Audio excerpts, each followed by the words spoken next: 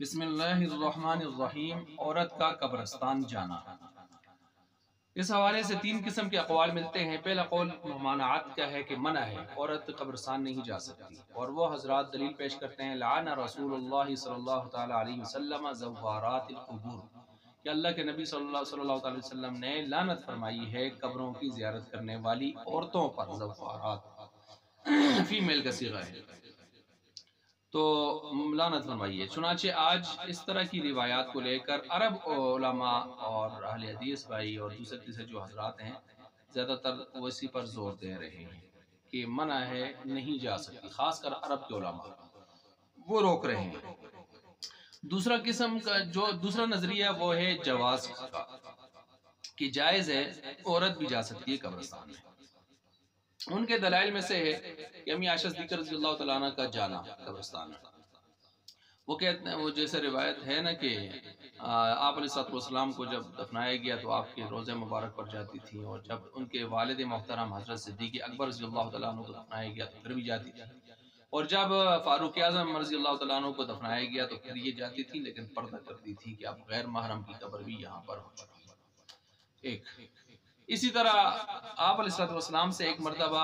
امی عائشہ صدیقہ نے بقیع جنت البقیع قبرستان کے حوالے سے دعا کا پوچھا تھا کہ کون سی دعا اس وقت پڑھنی چاہیے، تو آپ علیہ السلام نے ان کو دعا بتلائی تھی، اور وہ دعا بھی حدیث کی کتابوں میں موجود ہے۔ لیکن یہاں پر آپ علیہ السلام نے یہ نہیں فرمایا کہ آپ کیوں دعا کا پوچھ رہی ہیں، آپ نے تو قبرستان جانا ہی نہیں ہے، عورتوں کے لیے یہی منع، یہ نہیں فرمایا۔ اچھا، پھر اس کے ساتھ ساتھ حالانکہ نبی کا جواب جو ہے اسلوب حکیم کے مطابق ہوتا ہے۔ اسلوب حکیم کا مطلب یہ ہے کہ جو سوال کر رہا ہے اگر اس کے سوال میں کچھ باتیں مزید ہوں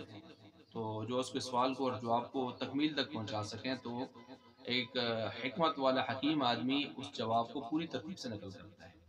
تو آپ نے یہاں پر ایسی کوئی بات ارشاد نہیں فرمائی ممانعت۔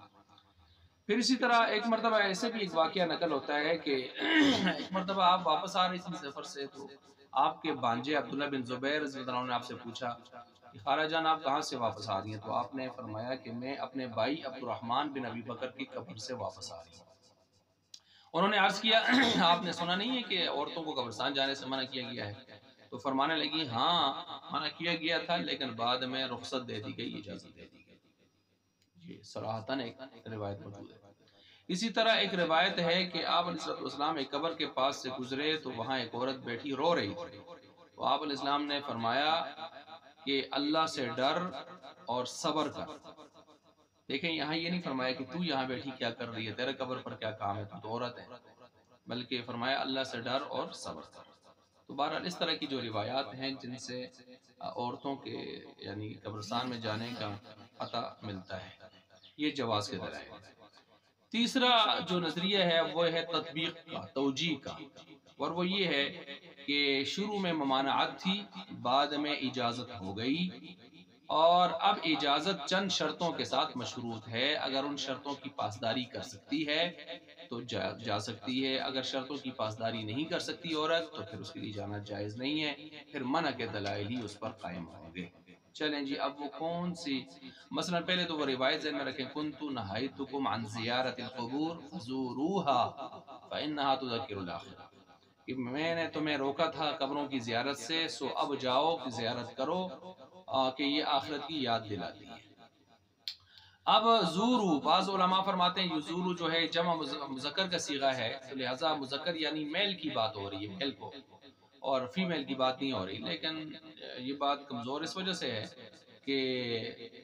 جتنے بھی احکام تقریباً آئے ہیں، جو احکام خاص طور پر عورتوں کے لیے نہیں تھے، یا جو احکام اپنی ذات کے اعتبار سے بہت زیادہ خاص نہیں تھے، تو اس کے علاوہ جو جتنے بھی احکام ہیں ان میں مردوں کو حکم دیا گیا ہے، اور تغلیباً عورتوں کو بھی اس میں شامل رکھا گیا ہے۔ قرآن و حدیث میں انداز، سیاق سباق عبارات کا یوں ہی چلتا ہے، لہٰذا زورو کو صرف اور صرف مردوں کے ساتھ خاص کر لینا، عورتوں سے کاٹ لینا، اس قانون باب تغلیب جو ہے، تغلیب کا جو قاعدہ ہے اس کے خلاف نظر آتا ہے۔ ٹھیک ہو گیا؟ اچھا، پھر عورت بھی مرد کی طرح جذبات رکھتی ہے، اس کے بھی بھائی ہیں، بہن ہے، کوئی نہ کوئی فوت ہوگا، تو مرد اگر اتنا مضبوط اعصاب کا مالک ہو کر اس کے لیے اجازت ہے، تو عورت تو اعصاب کے لحاظ سے، برداشت کے لحاظ سے کمزور ہوتی ہے، صنف نازک ہوتی ہے، تو اس کو نکالنا یہ بھی بظاہر عقل کے خلاف نظر آتا ہے، یعنی سمجھ سے بالاتر نظر آتا ہے، لہٰذا شامل کر دیا جائے اس کو۔ اچھا، اب اس کو جو روکا گیا تھا خاص طور پر تو اس وجہ سے کہ اس کی نازک مزاجی کی وجہ سے، کہ یہ نازک مزاجی کی وجہ سے وہاں جا کے خرافات کرتی ہے، تو اس وجہ سے روکا گیا تھا۔ لہٰذا اب جا سکتی ہے لیکن چند شرطوں کے ساتھ۔ اب شرطیں ملاحظہ فرمائیں۔ شرط نمبر 1 یہ ہے کہ جب جائے گی تو مکمل پردے کے ساتھ جائے گی، پردہ، بڑی چادر یا برقع لے کر جائے گی، جس میں صرف آنکھیں یعنی راستہ دیکھنے کے لیے کھول سکتی ہے، وہ بھی آج کل اوپر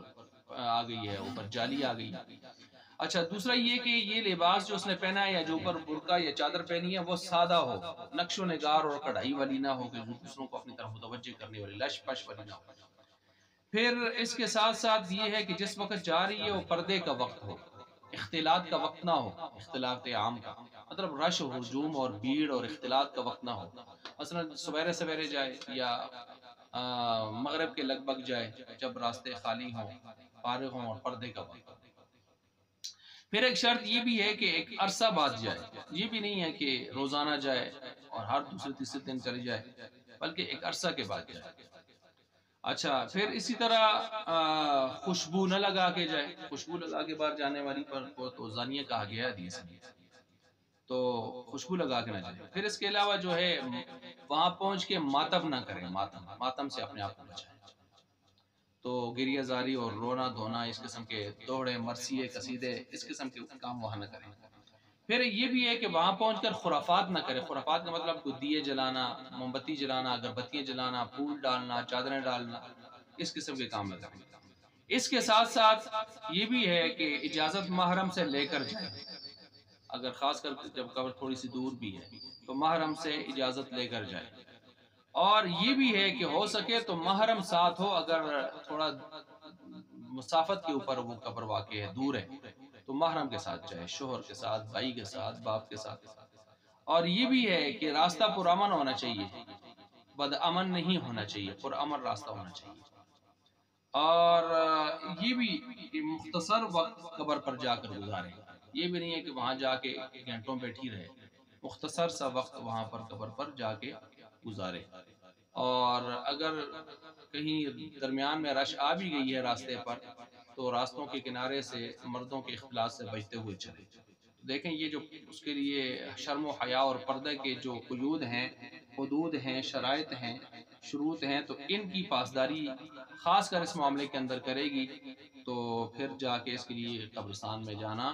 جواز کے دلائل کے تحت ٹھیک ہوگا، روا ہوگا،